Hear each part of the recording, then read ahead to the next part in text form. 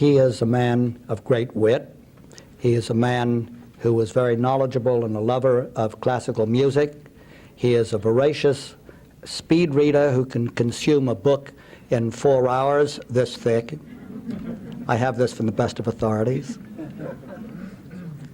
He is a man who has been and continues to be a distinguished business person and shipping person in his country, and as a diplomat has a record which is beyond remembering, so I shall read it to you.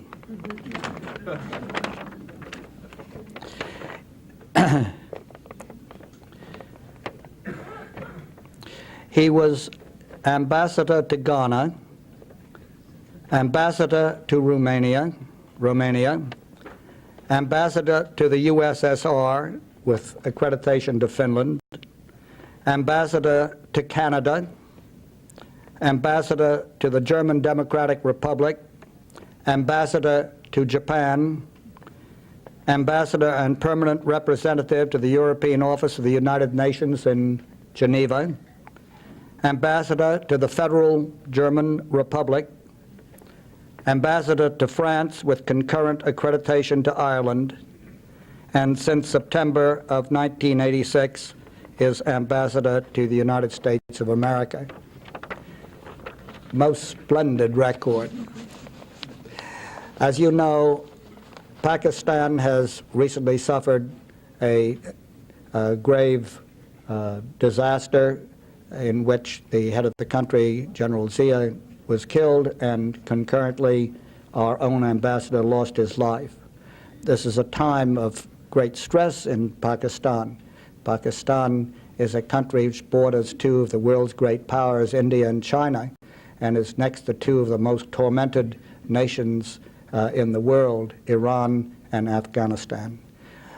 We look forward with a great deal of pleasure to hearing the comments of Ambassador Marker.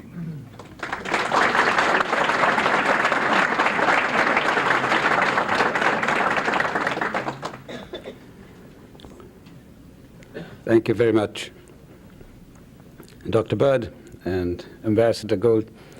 Thank you for your very kind and generous introduction.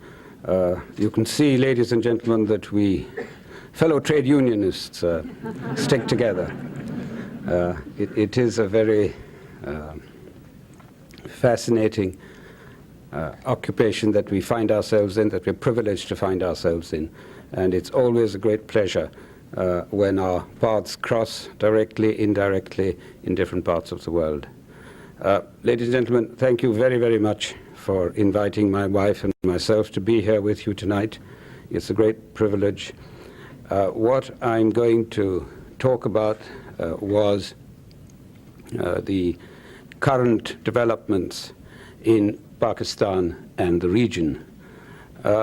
But before I do that, if I may have the temerity to give you a very brief lesson in history and geography, so that we can put Pakistan as it is today in its current perspective.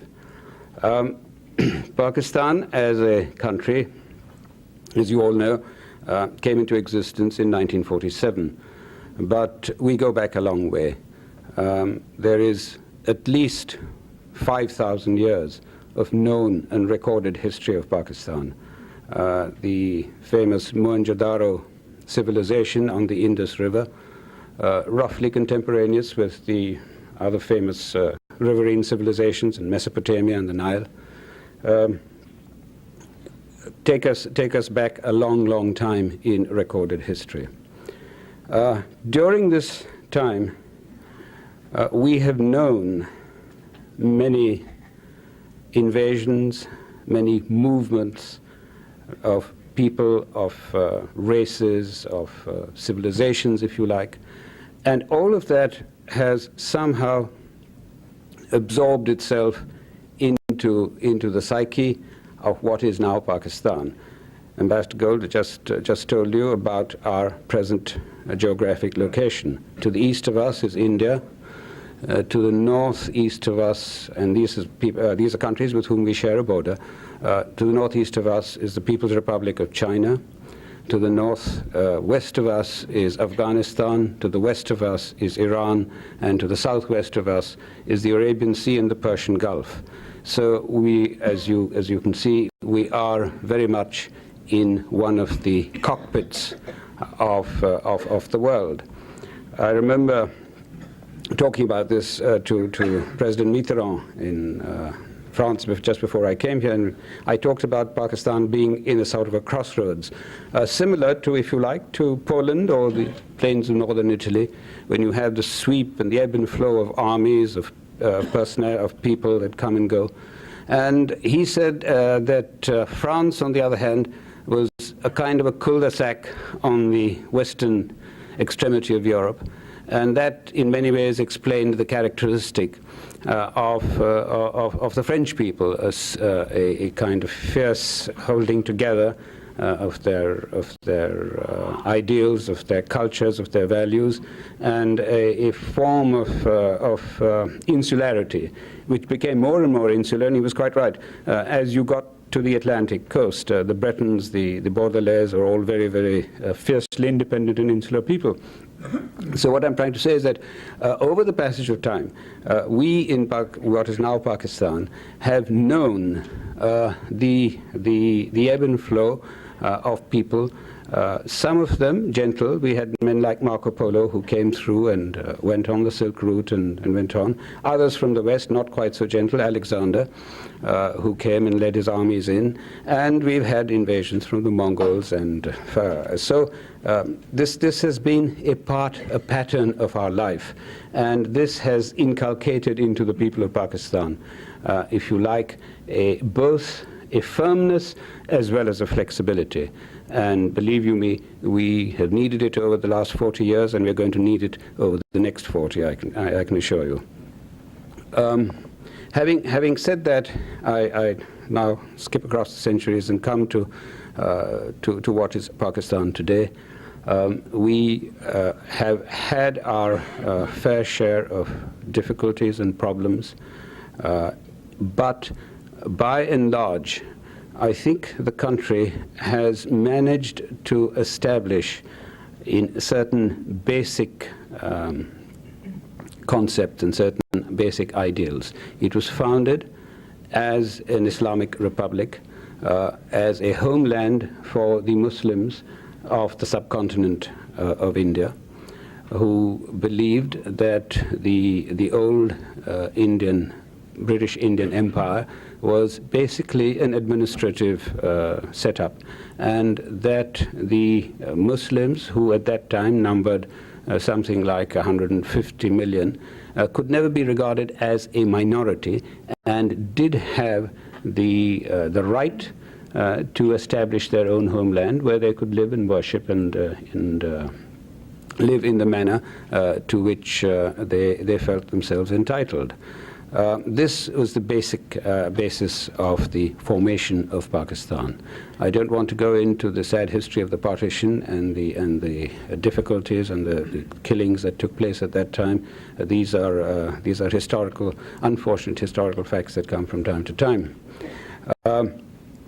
But in the process, Pakistan managed to establish itself as a country with an amazingly firm economic base, one that has managed to, in spite of all the difficulties, and I'm not talking just of adverse balances of trade and that sort of thing, to establish a cohesive economic situation within the country. Today, we are not only self-sufficient in food, we managed to even have certain exportable surpluses in cotton, in wheat, in rice. The fact that in this day and age all God's children got cotton, wheat and rice doesn't help our exports too much. But we at least in these basic requirements are self-sufficient. And this in terms of industrial development, we are not by any means a large industrial power, We don't have very much of the heavy stuff. There is only one steel mill producing 1 million tons a year. But generally speaking, there is an adequate balance between our industrial and agricultural sectors. And in spite of the vagaries of the monsoon and the floods that come from time to time, we have managed to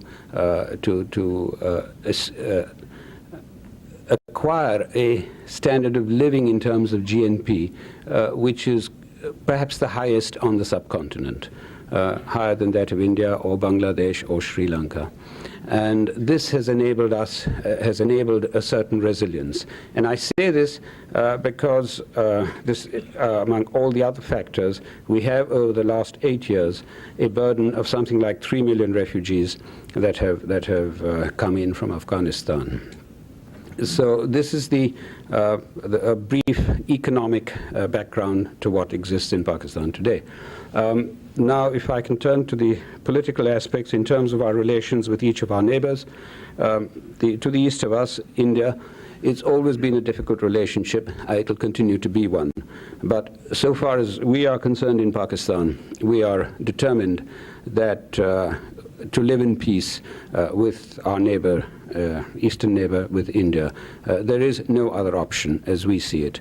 And our simple desire is that it should be a peace with dignity and a peace in which we would not accept the hegemony of a country which is obviously bigger and more powerful and better armed and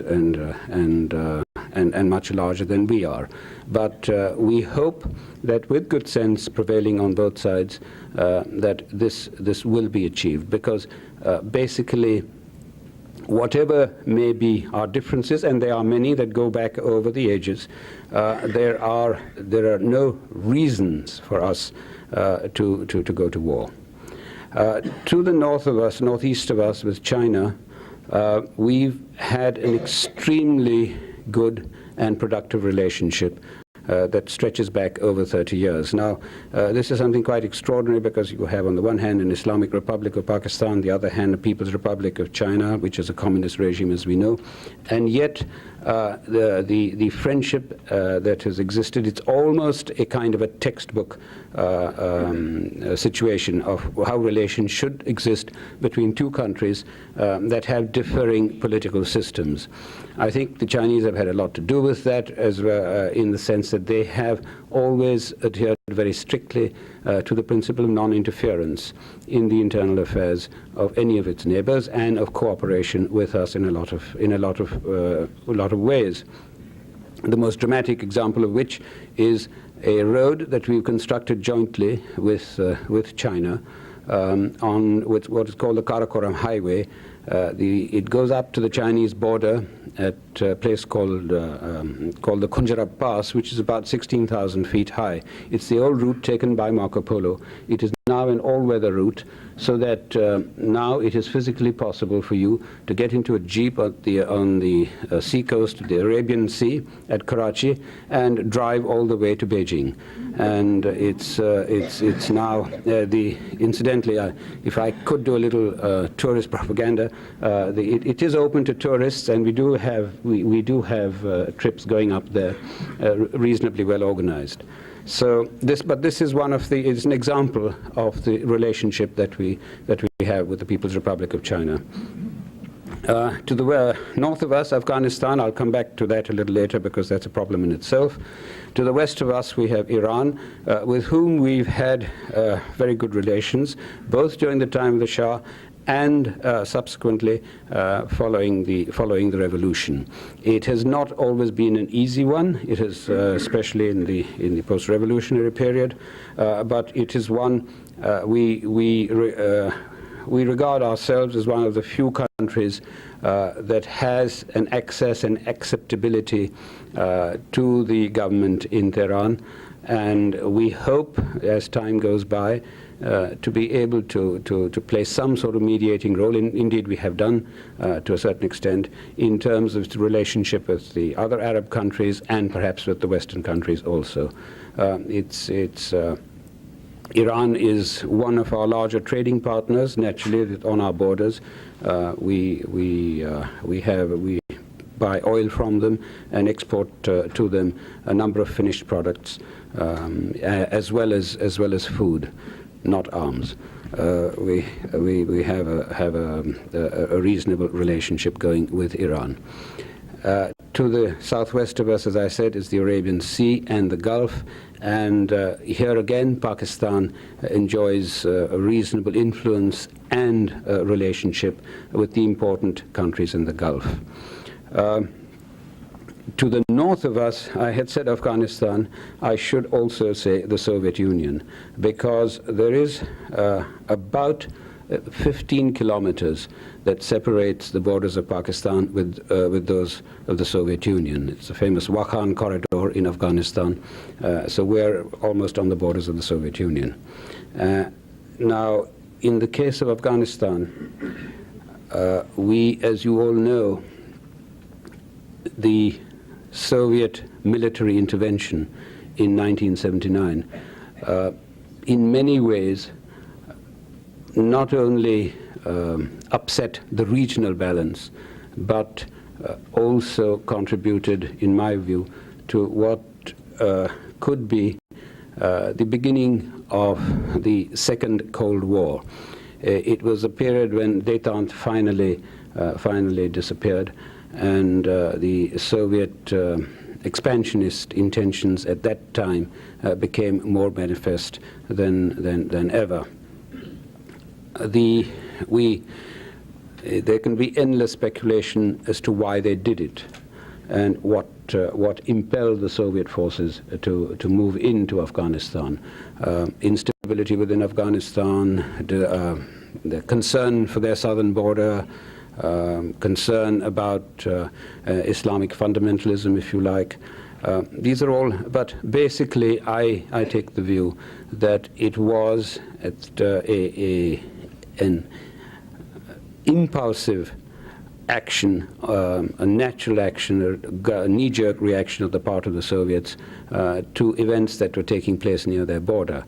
The United States at that point in time was, if not in retreat, certainly a sense of indifference about what was happening in that part of the world. You don't forget, this was the time after the hostage crisis in Tehran.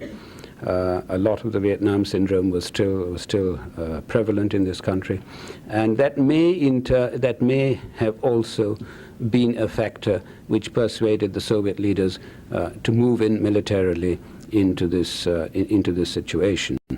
Another possible factor that I have considered is an element of strength that you showed in Western Europe. You had just managed, with your West European allies, to arrange for the stationing of the missiles, of the cruise and Pershing missiles. The Soviets had lost it was a big diplomatic defeat for them, in spite of all the efforts that they had done in all the work they did in Western Europe to try and dissuade you from stationing the missiles there. The missiles did go through, were stationed, and the Soviet army were obviously unhappy about that situation. Therefore, when there was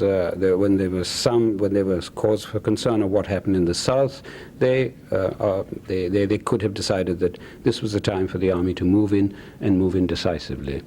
Obviously, the intention at that time was that Afghanistan was a kind of a forgotten country, in a forgotten place, that there would be no resistance, and the whole thing would be over and done with very quickly. But of course that didn't happen. The Mujahideen, to their undying glory, they stood up to it. And we in Pakistan at that time, and it was the late President Zia in particular, who felt that it was necessary to take a stand on this issue. It was not just that Pakistan was itself in danger, there's no doubt it was, but he felt that unless we stood together with the Afghans, partly in the spirit of Islamic Brotherhood, but mostly as a demonstration of what needed to be done in terms of international relations for smaller countries. So we decided to help the Afghans to whatever extent was possible, impoverished and though we were, and in a poor economic situation and military situation that we were. And we started by a diplomatic offensive, if you like. We gave shelter to the refugees. Those that wanted to go back and fight, with whatever little help we could give them, we allowed them to go. We kept a total freedom of movement. The refugee influx, which started with about 100,000 in the first 2 or 3 months, gradually swelled up, so that, and now it's been, we have a figure of something like over 3 million. We keep them in camps. They are refugee camps, they're not concentration camps. They can come and go as they wish to. We give them a minimum of subsistence in terms of wages, in terms of food, in terms of clothing. For the rest, they are allowed to move around freely, do any jobs that they can. Most of the older people and the women and children stay in the camps. Many of the younger people go back to fight. They cross the border and they go back again to fight. And this has been roughly the pattern in which we've had them. It costs us something like over $1 billion a year. We get roughly half of that in cash and kind from friendly countries and the United Nations. The rest of us, we meet from our own resources. But it doesn't end there. There are things like ecological disturbances. They come with their sheep and goats. I remember the president saying once that I've got 3 million Afghan refugees and 9 million Afghan goats. And they come with their, they chop down the trees. One of the projects we have going with the World Bank right now is for reforestation programs. So that's, but we accept that as part of our burden. More important than that, there are, amongst these who come, there are the genuine refugees, poor, beaten down people like that. There are also the freedom fighters who come and go. And last but not least, there are the agents provocateurs. We have no way of checking that. And they are used frequently by the Qud for internal sabotage and destabilization. And they've been doing that sometimes with more success than others over the last 8 years. This also we have to put up with. Every day there are explosions in our cities, in our towns, in our villages, and also we've been having air raids and air attacks. Sometimes the intensity increases, at other times it becomes less, but we've had to put up with that as well. In that sense, we are very much a frontline state, and this has been the situation over the last 8 years. We decided a long time, I mean, right from the beginning, that quite clearly it was impossible to roll back the Red Army. The question just didn't rise. We had, therefore, to mount some sort of a diplomatic offensive, something to convince the world, to call the world's attention to what was happening, and convince them of the immorality of the action, of the Soviet military intervention. And in this, we met with gradual success. I think we were on our own for about 18 months before the first large quantum of aid from the United States came in, before we were able to convince you about the importance of this activity and this action. And since then, I'm glad to say that it has grown immensely, and cooperation between our two countries, as well as the other countries, has been tremendous. The success that we finally achieved, I don't want to go through to you all the details of the discussions of the Geneva talks and the negotiations that finally led to the Geneva Accords, which were signed last April. But if I may sum it up, that the success that we have achieved so far rests on a kind of tripod. Remove any one leg of that and the whole thing collapses. The first, of course, was the will, the determination, the courage, the sheer courage of the Mujahideen, who took on the Soviet army and fought them for 8 long years. The second, I think, was Pakistan, which provided them with the help and the support and if you like the shelter from where they could reorganize and regroup and come out again, and took some blows in the process.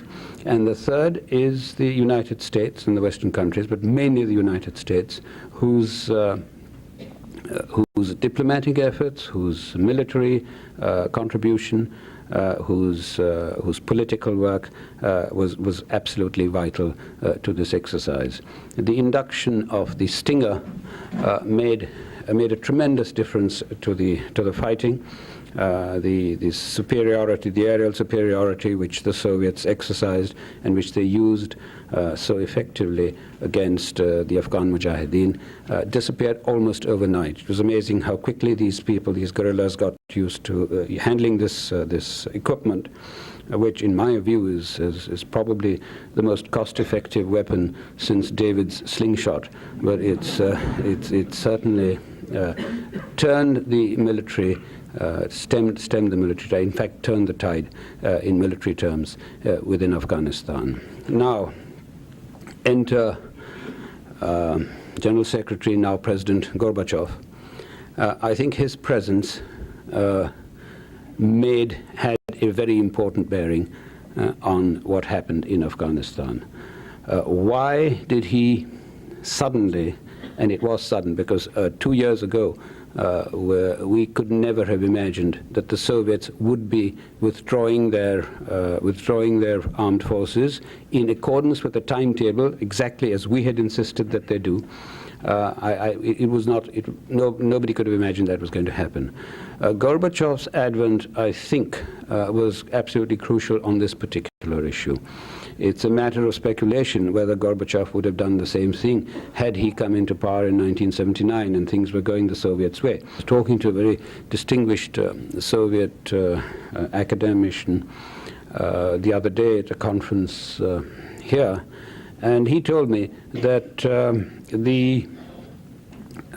things like the INF Treaty have not had the same impact inside the Soviet Union as the decision to withdraw the Soviet army, pull out the Soviet army, because the INF Treaty consists of throw-weights and missiles, and it's largely theoretical in terms of most of the Russian people, but this was something very much real to them. Families were affected, and villages were affected, towns were affected, and this was something very, very basic. And therefore it did earn Gorbachev a great deal of popular support in that particular, for that particular decision. About half of the 120,000 troops that were in Afghanistan have been pulled out. They have now come to a pause. I believe that they will continue with the withdrawals, not only, as I said, for these domestic reasons, but also because to this is linked the main reason, I think, for which Gorbachev did it, and that is he needs disarmament in his own country if he's to address the urgent economic problems that exist in the Soviet Union. And he can't have disarmament if he has his troops still in Afghanistan, because every time he comes to negotiate anything with you, you will look him in the eye and say, what about Afghanistan? So in that sense, it's not worth his while to have the troops there any longer. And one can call it a strategic decision, but in many ways it is also a tactical one, where he decides to pull his troops out. And therefore, I think that in spite of all that is being said now, the withdrawal of Soviet forces will continue. At the same time, there is a very strong reinforcement of the Kabul regime of Najibullah. They are doing that, and we, on our part, that means you and we, continue to support the Mujahideen to the extent that we possibly can, which means I fear that there will continue to be warfare in that unhappy land. It's not just that fighting. There are other problems too. We have something like Intelligence estimates vary, but it's between 3 million to 10 million mines are still have been sown all over that country. And quite clearly, no rehabilitation is possible until these mines have been removed. And we haven't even begun to address that particular issue. If a lot of these refugees, they're ready to go back as soon as there is a certain amount of security, I can't see them going back in another month and a half. If they don't do that, then the chances of sowing for this winter crop is over, and we're going to have to continue feeding in Afghanistan over the next year. So the problems that face us in this particular area are still tremendous. We in Pakistan continue to get a lot of pressure from the Soviets on what they call our failure to implement the Geneva Accords. They would wish us to stop helping the Mujahideen, and we, at this time we signed the Geneva Accords, made it absolutely clear that the help to the Mujahideen would continue so long as the Soviets continued to help the Kabul regime. We also said that what is important is to stop the help to both sides and to bring about some form of government of national reconciliation consisting of the different elements of the Afghans and allow that government to function until the withdrawal of the Soviet troops and the holding of elections in Afghanistan. This remains our objective even now. From time to time, we put up proposals. We had some recent discussions with Mr. Shevardnadze in New York, and this will continue to be our effort for some time to come. I think, ladies and gentlemen, I've more or less exhausted what I wanted to say in terms of our foreign policy. A few words about what is happening internally in Pakistan, and then I'd be very happy to take any questions from you. I would prefer them to be as frank and brutal as possible. I have my back to the wall, and I promise to respond in kind. So, so far as the internal situation is concerned, as Ambassador King Gold just said, we are living in the shadow of a tremendous tragedy. All that I told you about Afghanistan, if there is any one man who formulated that policy and carried it out with cool skill, daring, and courage, it was Zia-ul-Haq. I think as time goes on, history will accord him a proper place, his proper place. But with his absence, there is a void that is not easy to fill.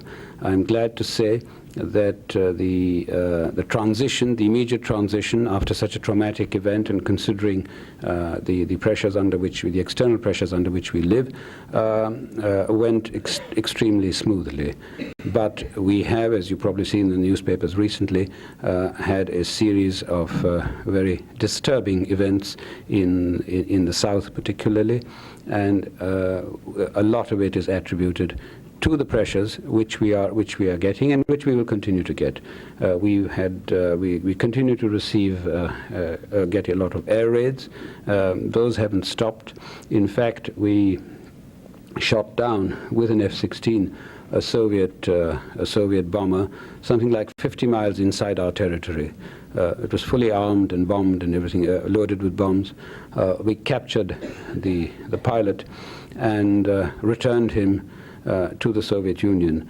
And I was a bit amused to read the other day the statement from the Soviet spokesman, I think it was Gennady Gerasimov, who in almost the same breath accused Pakistan of violating the Geneva Accords, and then went on to thank Pakistan for returning the pilot. It was a sort of thing that happens. But to turn to the internal situation, we are determined to go ahead with the general elections which we have planned for the 16th of November, 1 week after yours. And don't ask me in your questions, please, for my estimates on either of them, because both I don't know what's going to happen in either case, but November promises to be a very interesting year, both for you and for us, and in terms of our relations. Our courts have continued to function with truly ferocious, admirably ferocious independence. They've given a number of judgments which all trend positively towards the holding of elections and towards assuring the people of Pakistan of their fundamental rights. The press continues to remain free and as rambunctious as ever. And so these are, in many ways, the positive signs that exist in Pakistan, and I think demonstrate some of this resilience that I tried to talk about a little earlier. So with God's will and grace, and with your good wishes, we hope to pass through this difficult period also. But whatever happens, whatever government comes, one of the things that the last 10 years have demonstrated is the importance of the closeness of our relationship, not just in strategic terms, but also in terms of our mutual interest.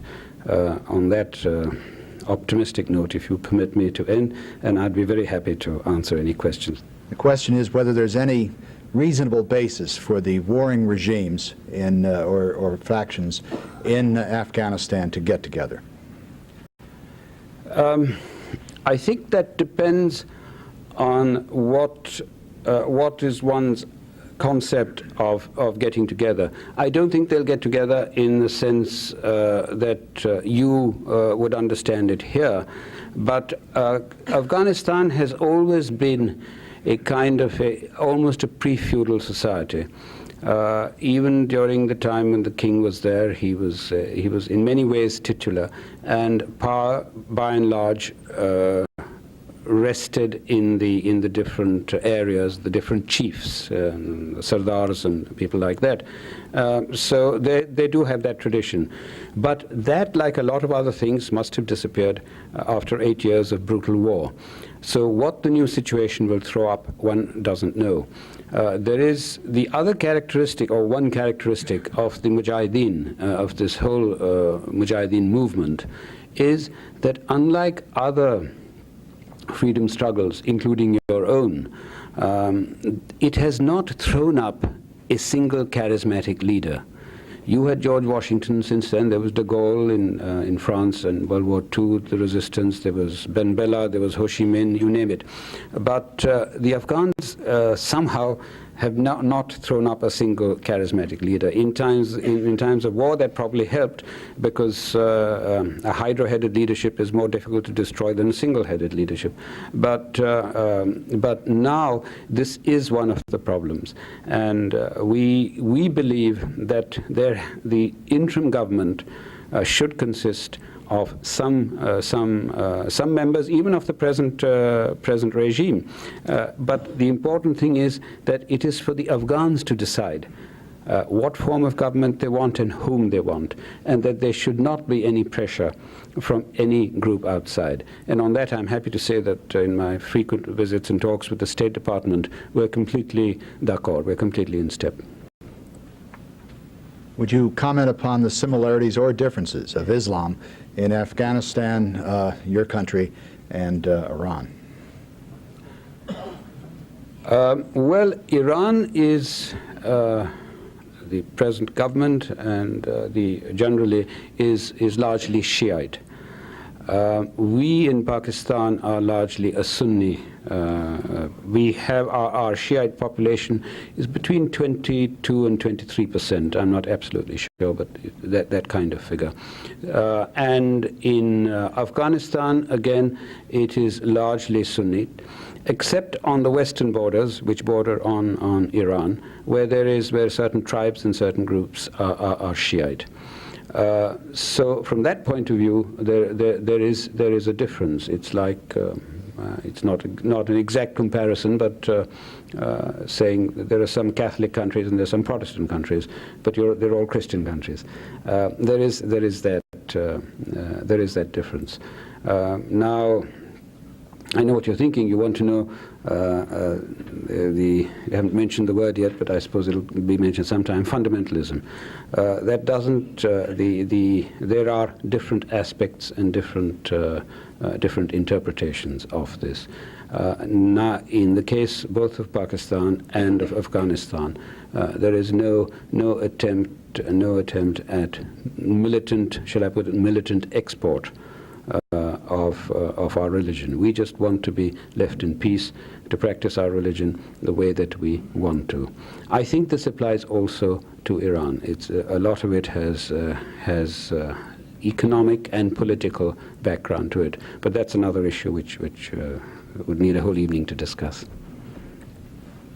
Would you comment, please, on the investigation over the president's death? We do not as yet have a report. We started the investigation straight away, and we were helped in this by a team of technical experts. You offered them to us, we accepted, and they did go out. I believe that most of them have just come back. They were basically technical experts, forensic, explosives, metallurgists, people like that.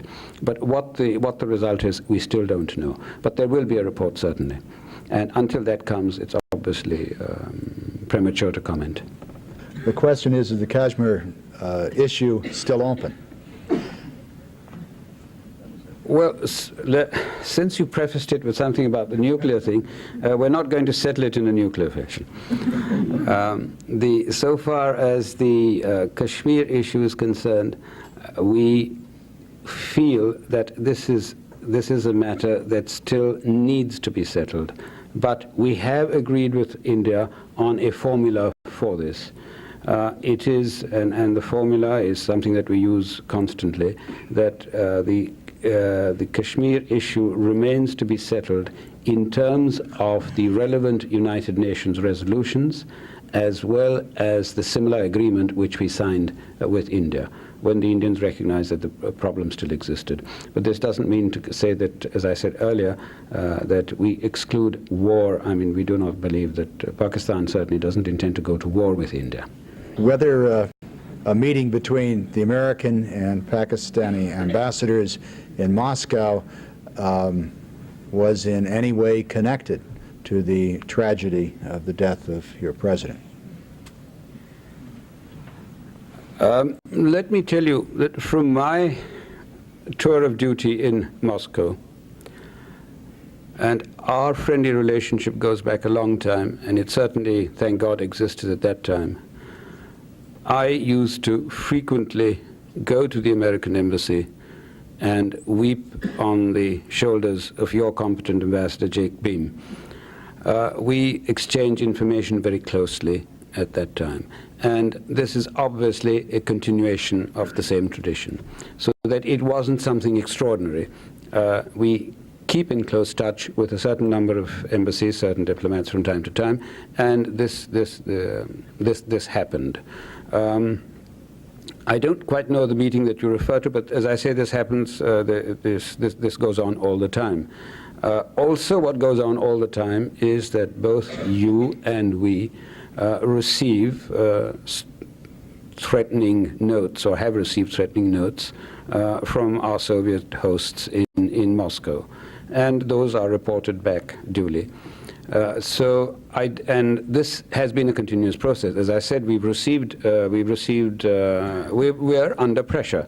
And when I say we're under pressure, it means our diplomats, our ambassador being called at 11 o'clock at night to the Mid and read a riot act, and he responds in kind, hopefully. And and at the meantime, there are statements, some of them fairly offensive, coming from fairly high quarters in the Soviet Union. I just mentioned this about the question of the breach of Geneva Accords. We were both accused by them of breach of Geneva Accords. In point of fact, it is the Soviets who are breaching it in both letter and spirit far more than anybody else, the Soviets on the Kabul side. We accept that. We wonder why they're doing it. We wonder why this pressure is being built up now. there are a number of serious results. Now, to link it with the joint tragedy that we both suffered, and there's a sad symbolism about the fact that my president and your ambassador went down together in the same plane, is at the moment we have nothing to go on.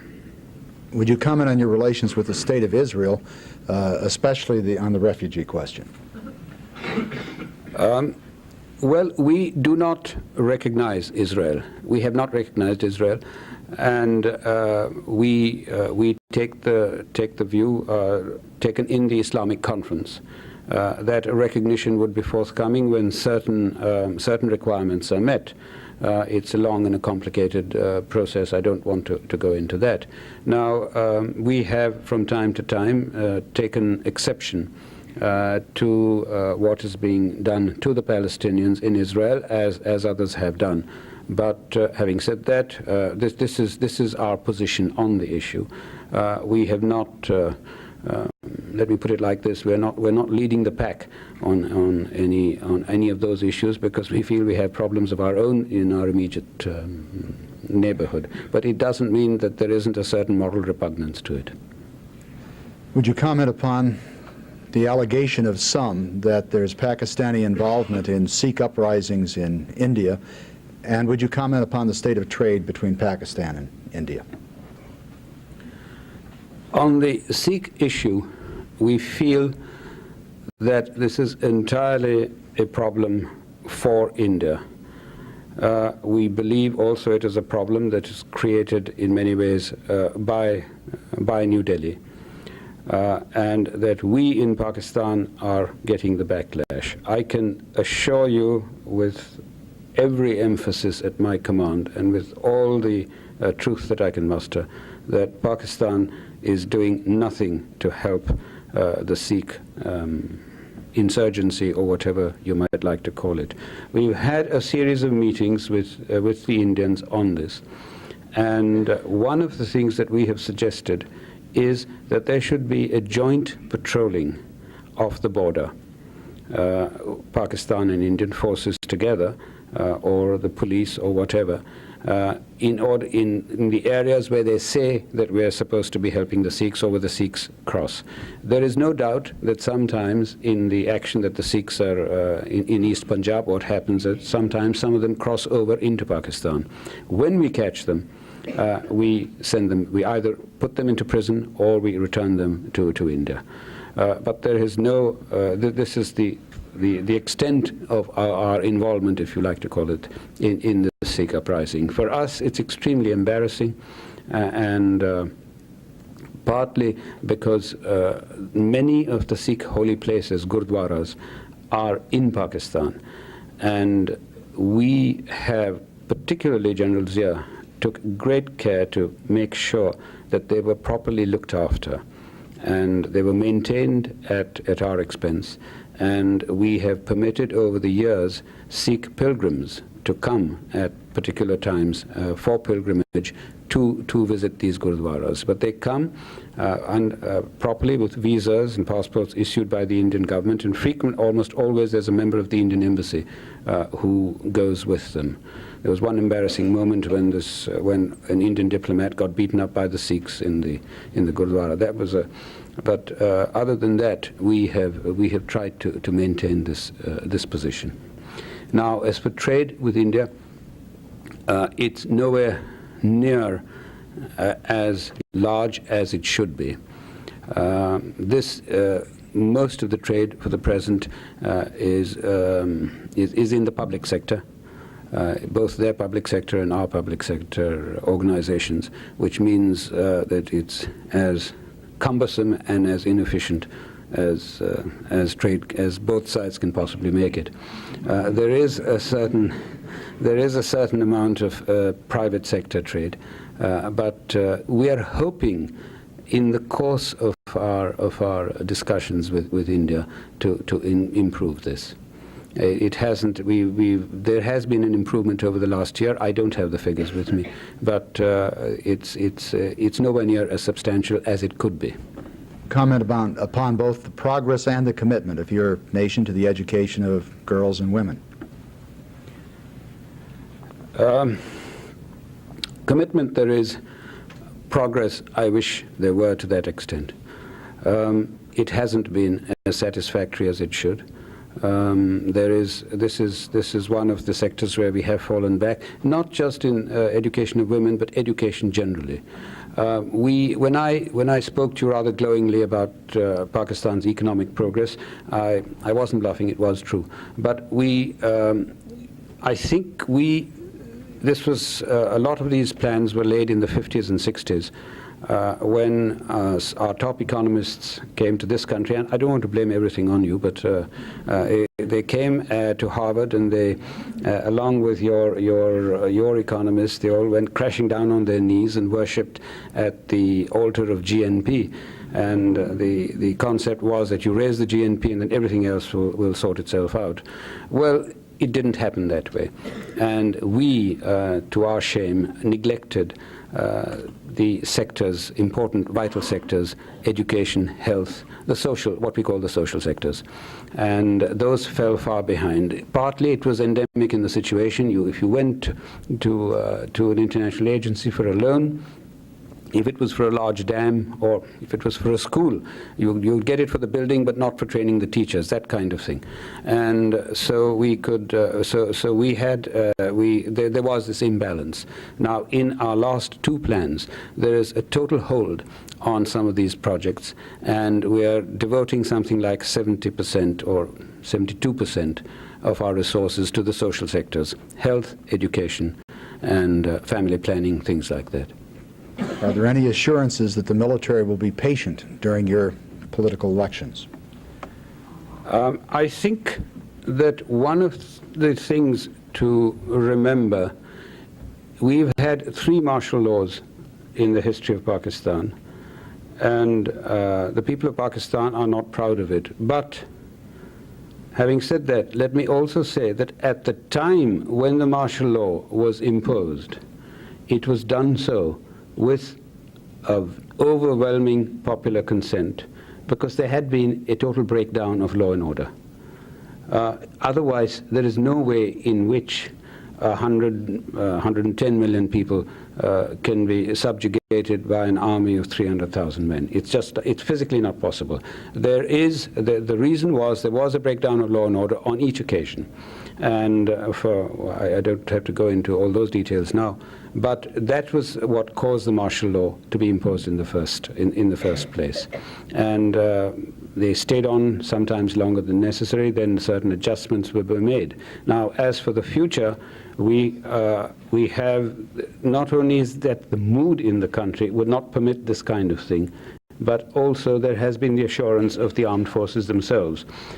Had they wished to move in, it seems to me that the ideal time to have done so was at the time of the death of President Zia. They deliberately chose not to, and announced that also, and said that the constitutional processes must continue. First is, would you comment on the status of nuclear research in Pakistan? And the second is your views on the danger of smaller powers having nuclear capabilities. If I may take the second question first, I think that we can be as responsible in this, in the deployment of weapons of this kind as anybody else. And in fact, we don't have one, and we haven't dropped one yet. As for the other issue, we do not possess a nuclear weapon. We have a certain indigenous research capability, and what we think is important is that in South Asia there has to be a reasonable control over the nuclear issue. Our proposals are seriously designed just for that.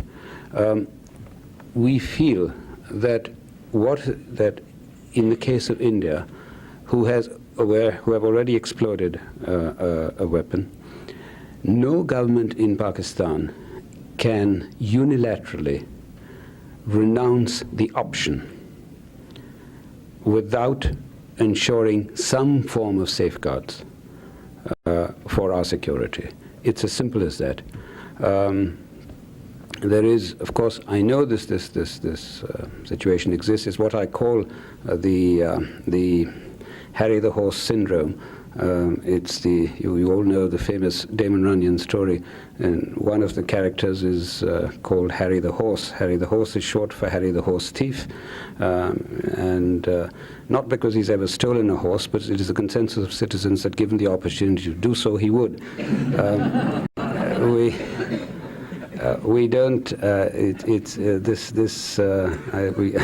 lived through this for 2 years. What we have suggested is that we have made proposals to India and to the world community that we should, either India and Pakistan should jointly sign the NPT. India feels, and I think quite rightly on this point, that the treaty is a discriminatory one. So we said, right, if you don't want to do that, let us declare South Asia as a nuclear weapons-free zone. The Indians have still refused to accept that proposal. We then suggested to India that India and Pakistan should jointly inspect each other's nuclear facilities. If the Indians were to agree to that, the rest of you can go home and sleep peacefully, because you will have no meaner pair of bloodhounds than the Indians and Pakistanis sniffing out each other's nuclear facilities.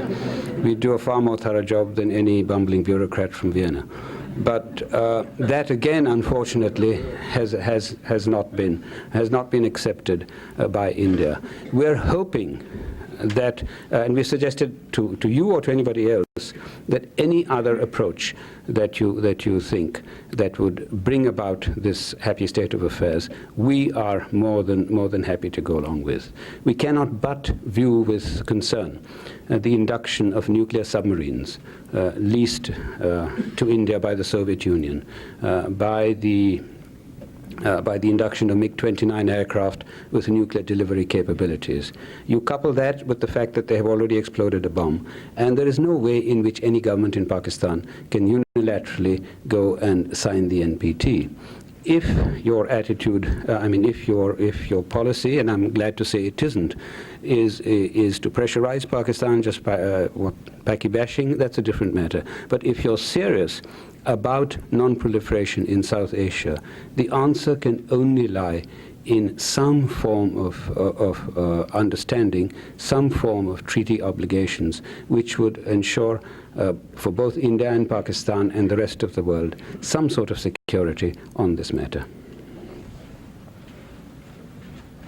For those of you who still have questions, I can't apologize for the passage of time, but I commiserate that it has passed and you won't be able to ask any further questions.